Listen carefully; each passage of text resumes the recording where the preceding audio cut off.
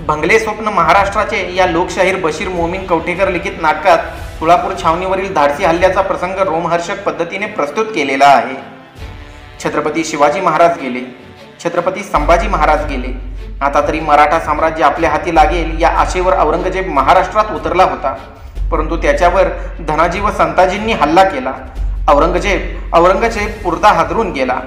या हल्ल्यात सेनापती संताजी घोरपडे आणि धनाजी जाधव यांनी छत्रपती शिवाजी महाराज यांच्या युद्धविषयक नियमांचा म्हणजेच धार्मिक पूजा अर्चना करताना कोणास मारू नये या युद्ध नियमान्वये आदर करत मोगल बादशाह औरंगजेब यास कोणतीही इजा केली नाही, परंतु छावणीचे सोन्याचे कळस कापून नेत मोगल सैन्यात धडकी भरवली।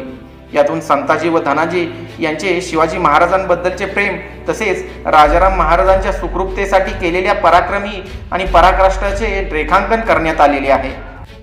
छत्रपती संभाजी महाराजांचा मृत्यू झाल्यावर आता पुढे काय करावे हे ठरविण्याकरता जी मुख्य मराठी मंडळी रायगडावर जमली होती त्यात धनाजी जाधव होते। त्यांनी पुढे साताऱ्यात सर्जाखानाचा पराभव केला।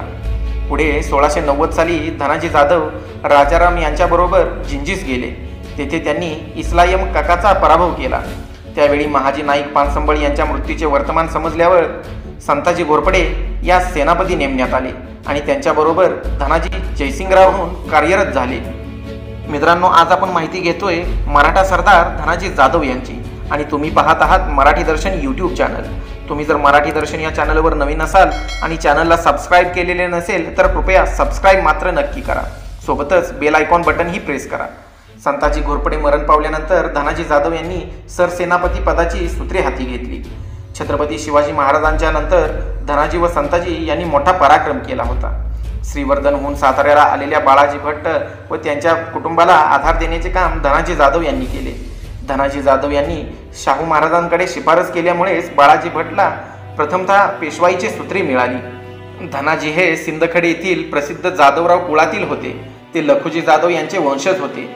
धनाजींचे पंजोबा अचलोजी हे जिजाऊंचे भाऊ होते। त्यांच्या हत्येनंतर जिजाऊ यांनी धनाजींचे पालनपोषण केले। कनकगिरीच्या लढाईत अचलोजींचे पुत्र संताजी मरण पावले। संताजीचा मुलगा आणि धनाजींचे वडील शंभूसिंह यांचेही पालनपोषण जिजाऊ यांनी केले होते।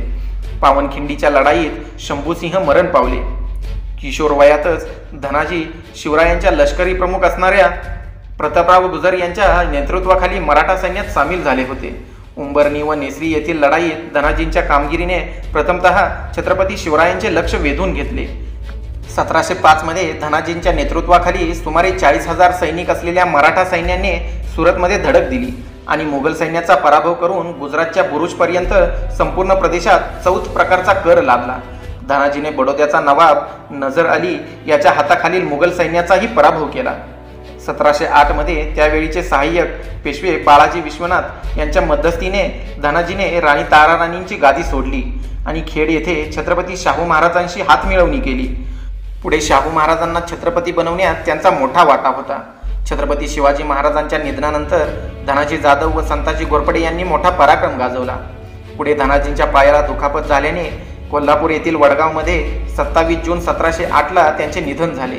धनाजी जाधव यांना 2 पत्नी होत्या। गोपिकाबाई त्यांच्या मृत्यूनंतर सती गेल्या। धनाजींच्या पहिल्या पत्नी यांना चंद्रसेन आणि शंभूसिंग असे 2 पुत्र होते। त्यानंतर त्यांचे पुत्र चंद्रसेन जाधवराव यांना त्यांच्या पदावर बसवण्यात आले। सरसेनापती धनाजीराव जाधव यांची समाधी कोल्हापूर जिल्ह्यातील पेठवडगाव तालुका हातकलंगणे येथे आहे। अशा शूरवीरास मराठी दर्शन टीमचा मानाचा मुजरा।